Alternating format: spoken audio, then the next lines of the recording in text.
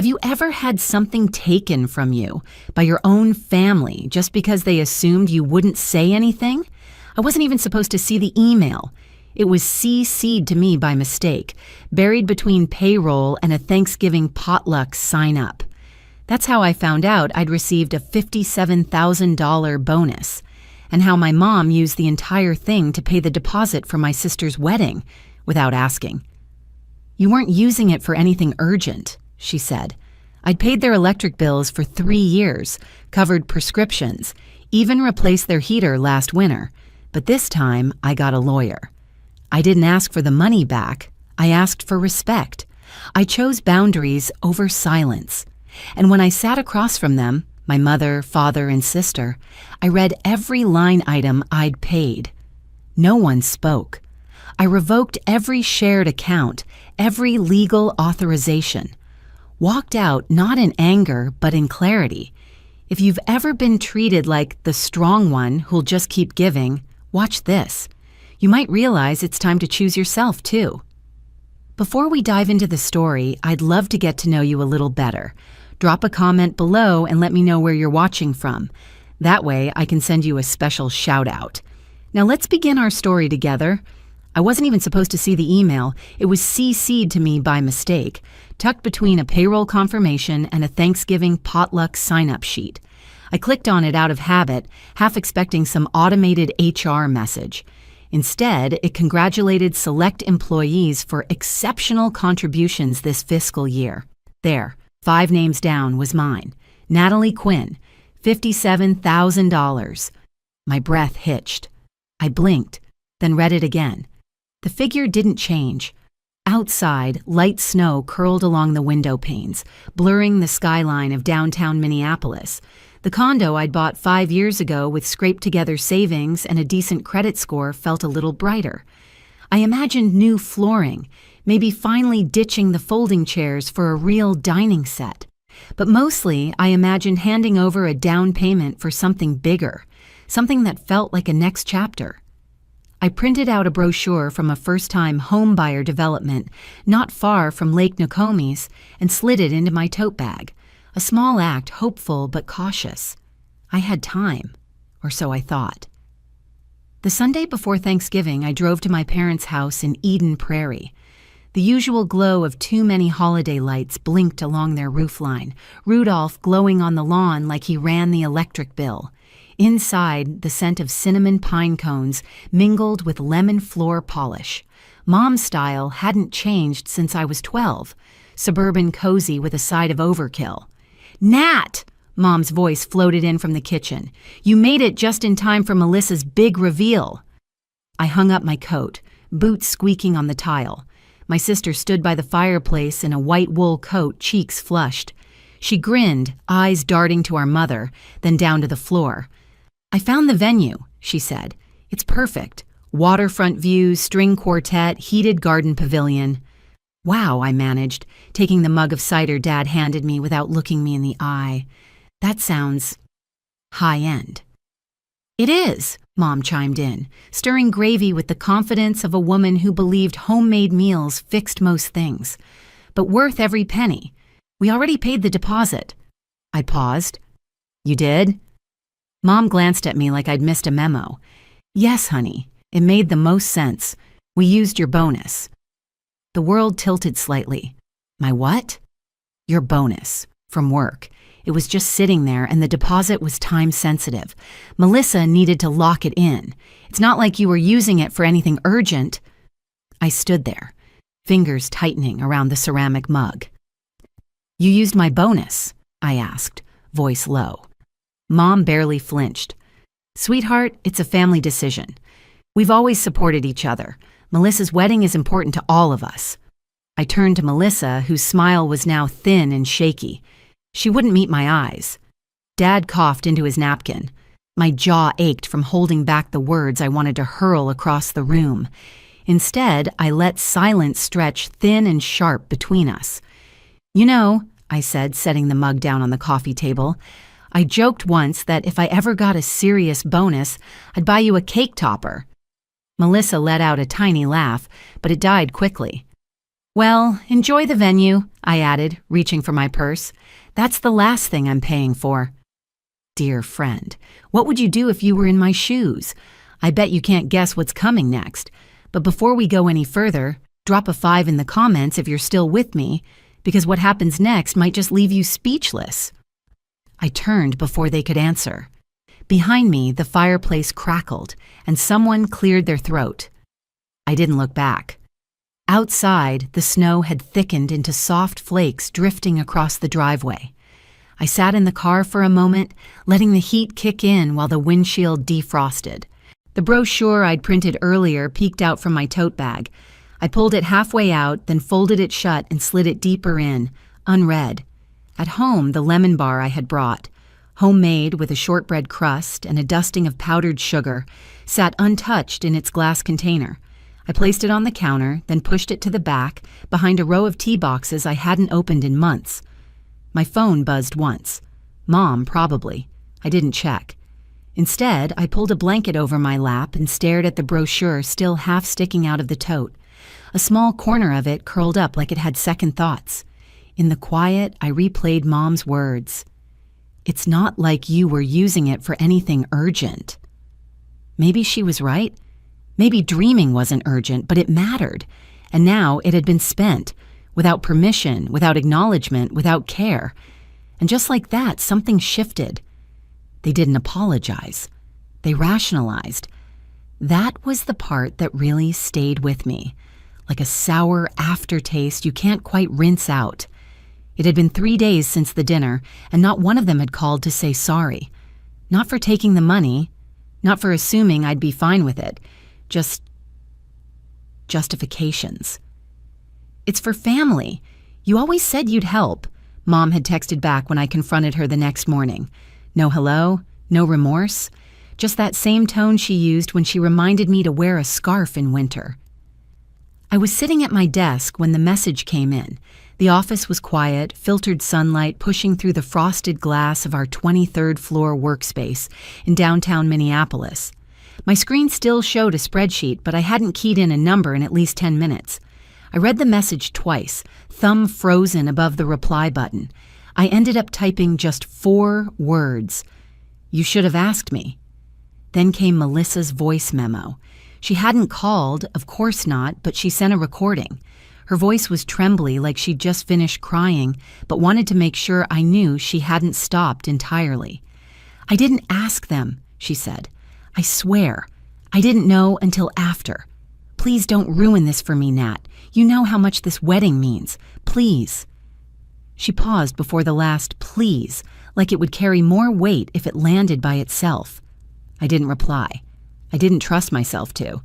Instead, I grabbed my coat and headed downstairs to meet Jamie for coffee. She'd texted earlier. Loring roast, 5 o'clock. You need espresso, and maybe a lawyer. I found her already seated by the window, 2 cappuccinos waiting, the foam heart still intact. Cinnamon hung in the air, mixing with the warm hum of indie jazz and clinking mugs. The world outside was dipped in early winter, bare branches, slow pedestrians, snowflakes lazy in their descent. So, Jamie said, stirring her drink, what's the damage? I slid my phone across the table, screen open to the HR email and my mother's follow-up message. She scanned it with narrowed eyes. Then she set the phone down and looked at me like I'd just told her I'd been mugged in broad daylight. Girl, she said, that's theft. No sugarcoating it. That is actual, legal, don't pass go level theft. I gave a dry laugh, tugging my scarf looser. They say it's for family. Jamie leaned back. Funny how for family always seems to mean from the one who doesn't complain. She had her own history. A brother who used her as a co-signer and defaulted. A mother who still sent her credit card bills like they were postcards. Jamie knew the language of betrayal dressed up in kinship. What are you gonna do? She asked gently. I shook my head. I don't know yet. I mean, I deleted the auto payment for their electric bill this morning. First time I haven't paid it in 3 years. Jamie raised her cappuccino in a mock toast. Small steps.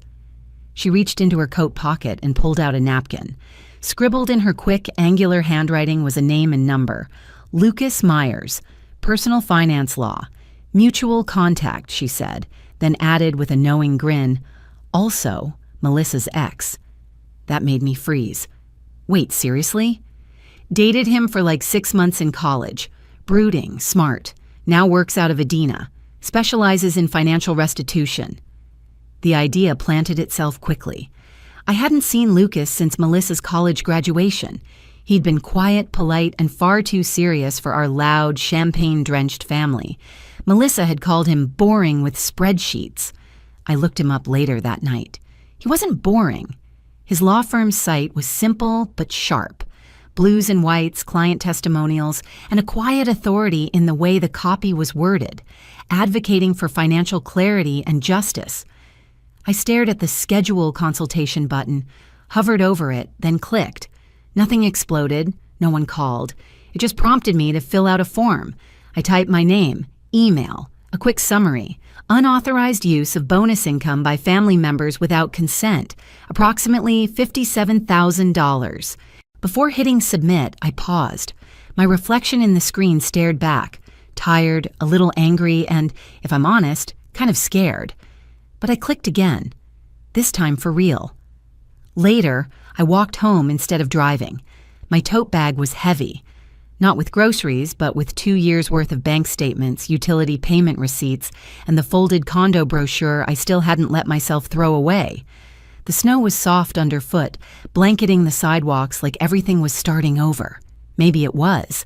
And as I turned onto my block, the words from college floated back, Dad saying, "We never worry about you, Nat. You always have it together." Maybe that's why they thought they could take, because I'd always been the one who didn't fall apart. But I wasn't going to make that mistake again. Lucas didn't flinch when he saw me. That made it worse. I'd spent the walk rehearsing every possible reaction he might have. Surprise, awkwardness, maybe even a half smile for old time's sake.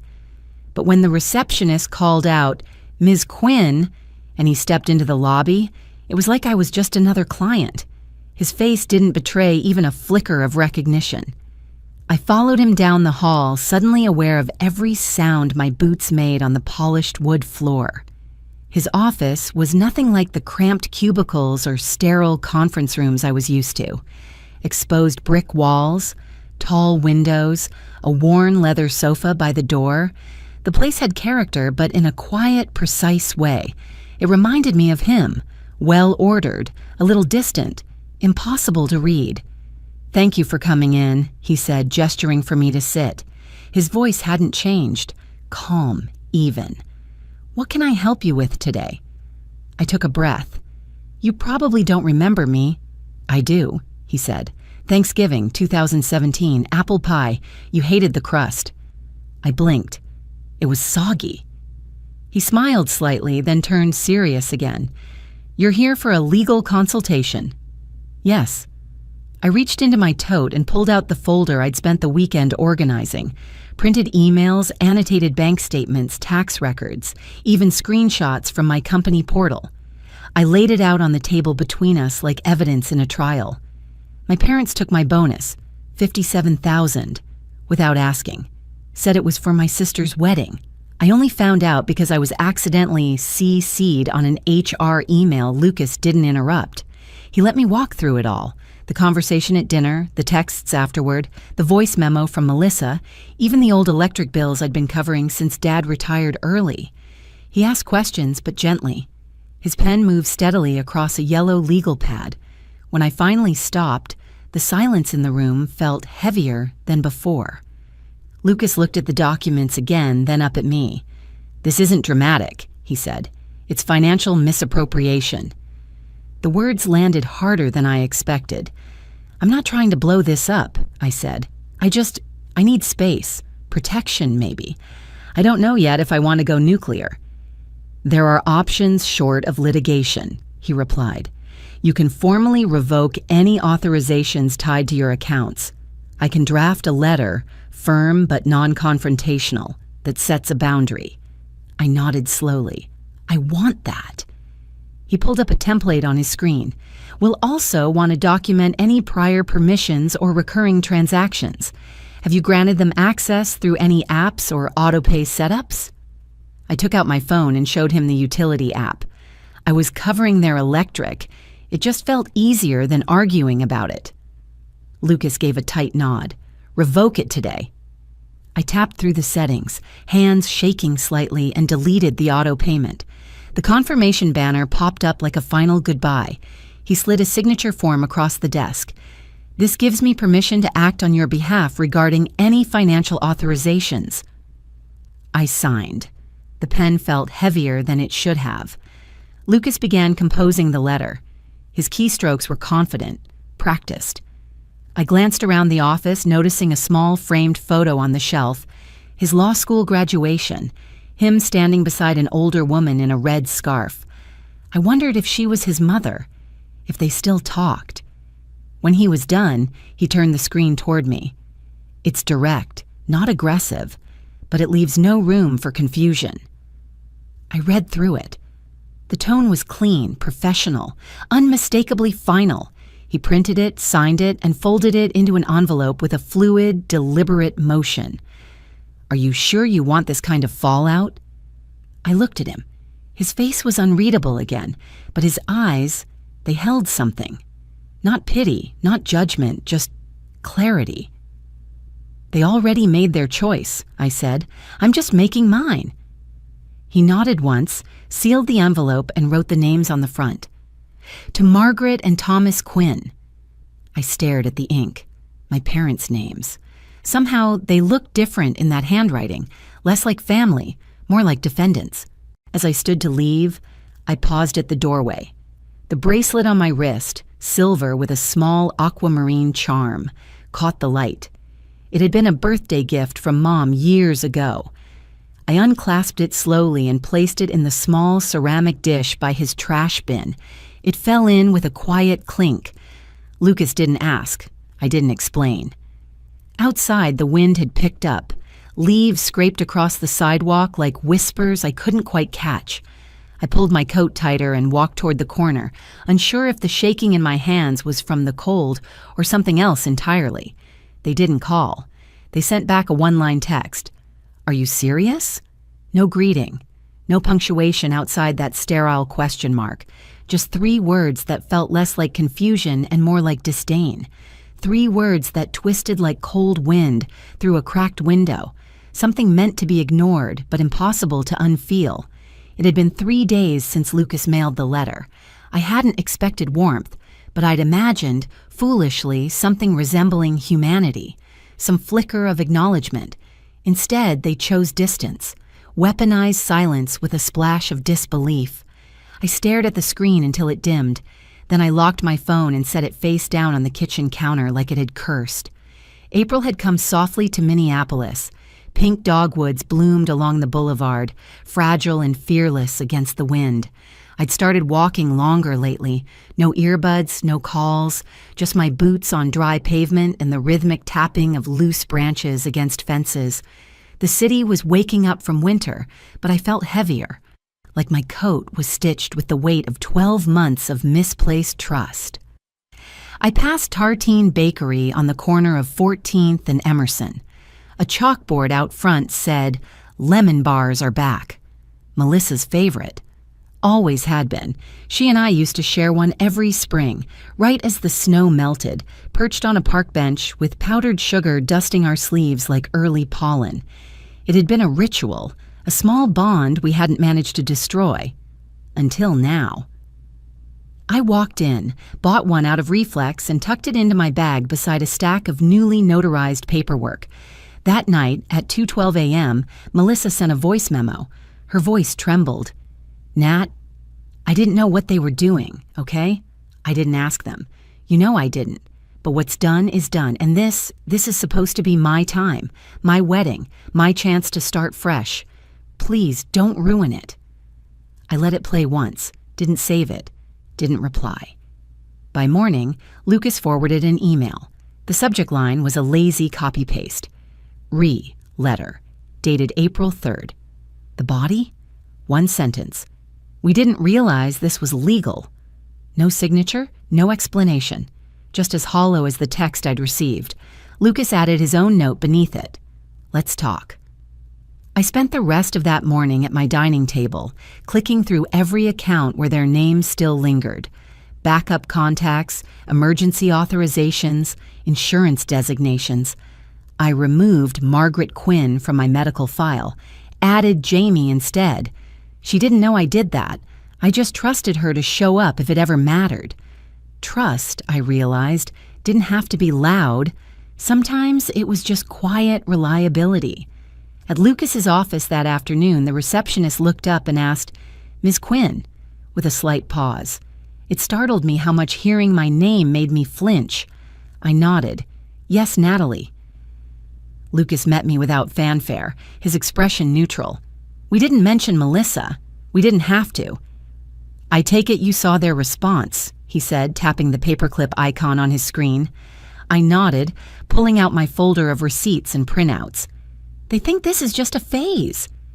"They think you'll fold," he said, leaning back. "They've trained you to." I let that sit between us. There was no anger in his voice, just recognition. The quiet ones really did see everything.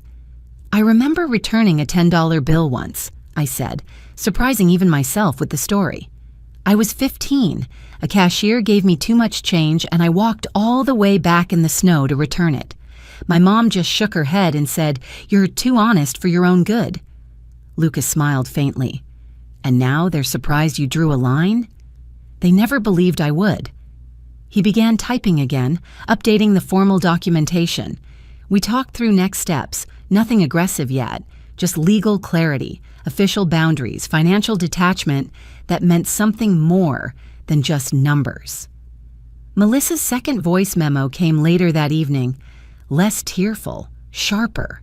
"You're blowing this up. Do you even care how this affects the rest of us? I'm stuck in the middle. I didn't ask to be, but you're making it worse.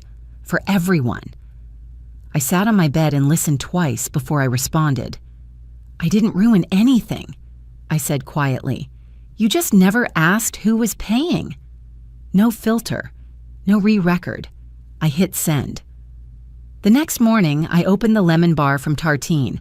Powdered sugar still clung to the wax paper like it hadn't moved since yesterday. I took a bite. It tasted exactly the same. Too much memory in one square inch of dessert. I threw it in the trash, barely halfway through.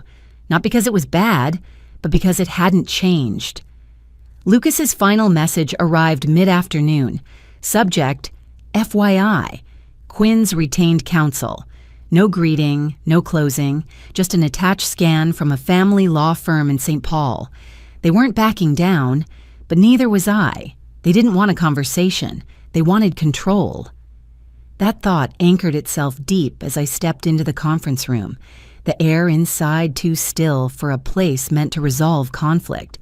There were cookies on a tray, untouched, 3 glasses of water, sweating slightly. Outside, rain tapped steadily against the windows like it was trying to get in. Lucas nodded at me, professional as ever, then gestured to the seat beside him. I sat, folder in hand, fingers tight around its spine. Across the table, my parents looked calm. Melissa looked like she'd been crying, but her makeup was perfect. That always amazed me about her, how she could fall apart but never fully come undone. Karen, the mediator, began with a neutral tone. "We're here today to discuss a non-litigious separation of finances and roles. In light of recent events, everyone is encouraged to speak respectfully." Margaret smiled faintly. "Let's not make this messy." My father added, "This has all gotten out of hand. Natalie, honey, we never expected you to cut ties." Melissa nodded, hands clasped in her lap. "We're still family." Lucas waited until the room had settled. "Ms. Quinn would like to formally outline the history of financial obligations she's assumed for the family. This is not a lawsuit. It's a detachment." I opened the folder and slid it forward. Inside were 2 years' worth of paper.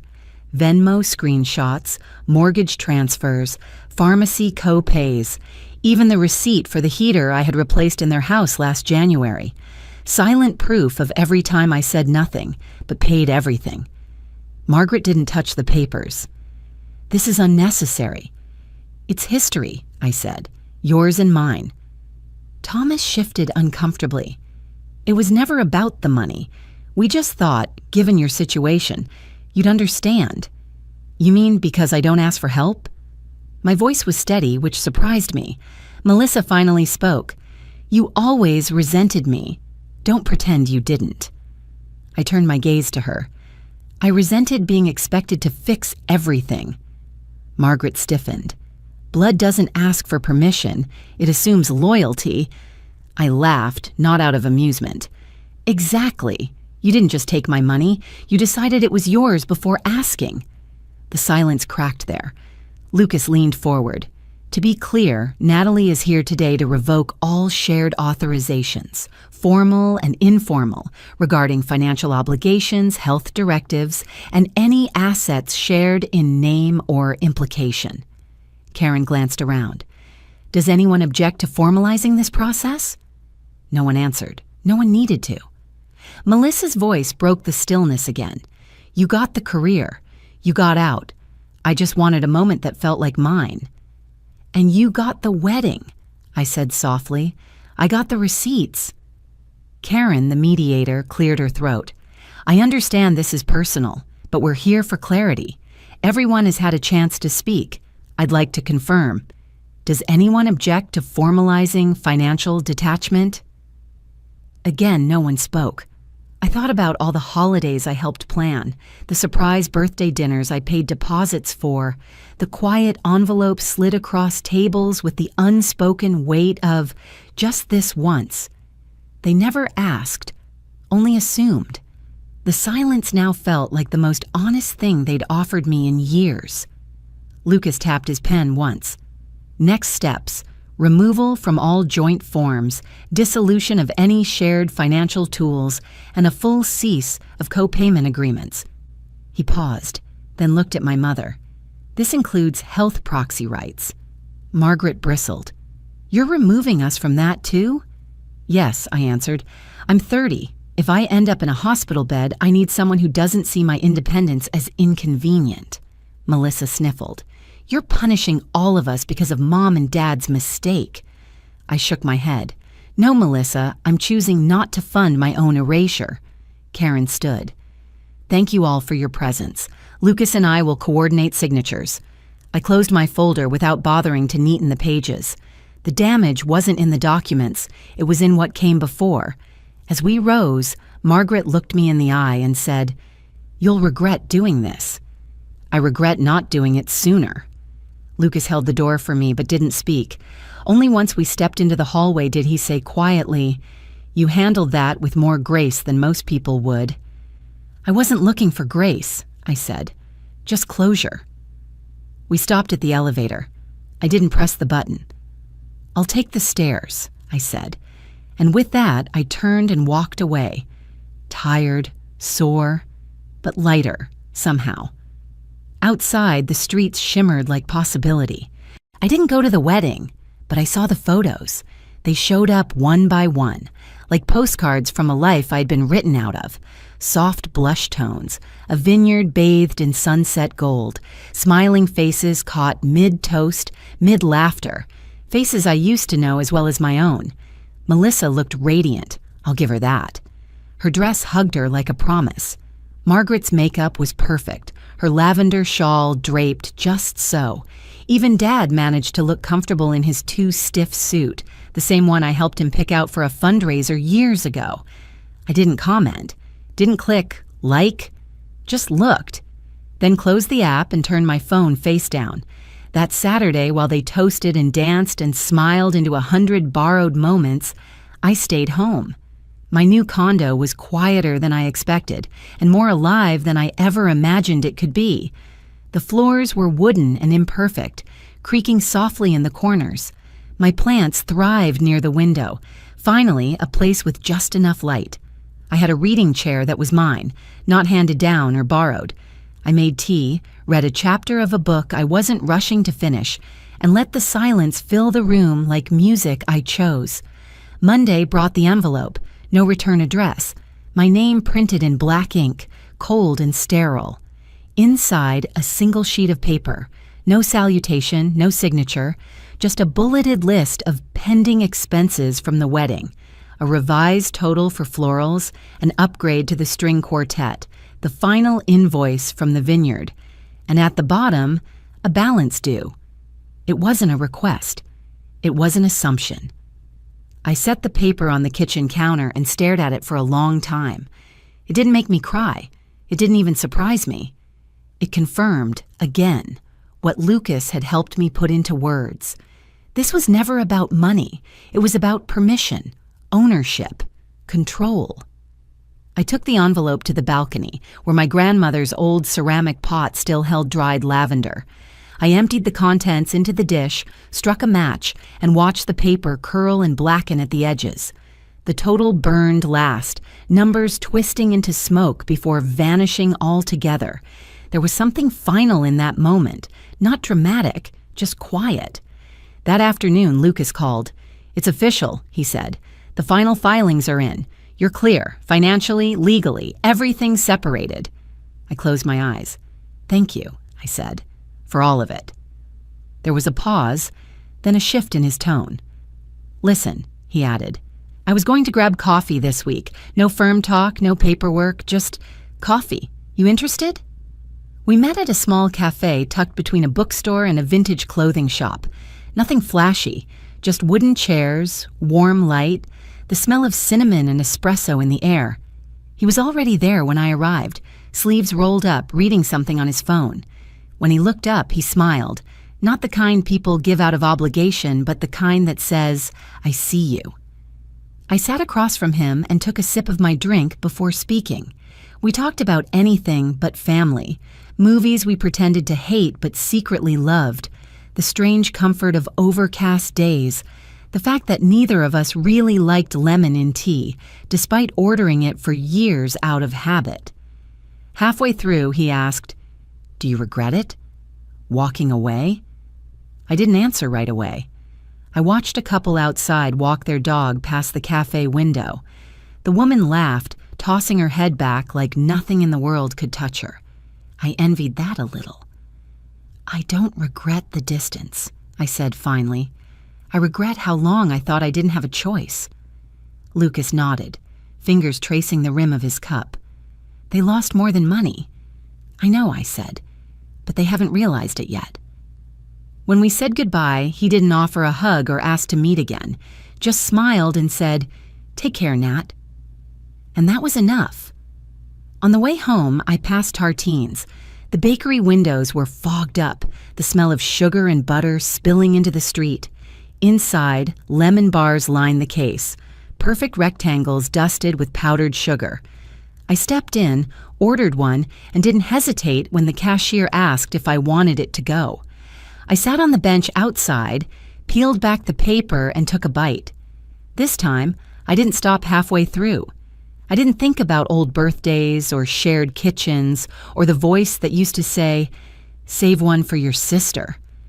I didn't feel bitterness or longing or guilt, just flavor. Just now.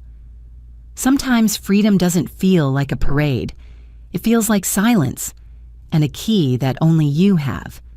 Sometimes healing doesn't come with fireworks. It arrives quietly in the small act of choosing yourself. Watching their perfect day unfold from a distance, I didn't feel left out. I felt free. Family isn't about blood. It's about respect, about recognizing each other as equals, not resources. I used to believe loyalty meant staying no matter what. Now I know it means knowing when to walk away too. If this story reminds you of something you've lived through, I'd love to hear your thoughts. Sometimes just saying it out loud can make all the difference. And if this story spoke to you and you believe in quiet victories, personal growth, and stories that matter, make sure to subscribe to the channel. There's so much more ahead, and I'd be honored to share it with you.